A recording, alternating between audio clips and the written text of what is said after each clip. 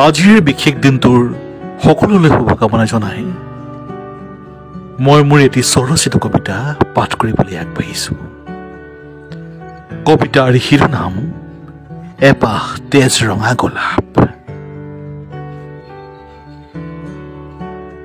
আজি আৰু তুমি একো নকবা, আজি আৰু তুমি একো নকবা। তোমাৰ মৌনতাত আজি মোক ডুবিবলৈ দিয়া। ভাল পোৱাবোৰ বুকুত গজে সংগোপনে নীৰৱে। তুমিতো জানাই তোমাক লৈ আৰম্ভ আৰু শেষ হয় মোৰ ভাল পোৱাৰ উপন্যাসিকা।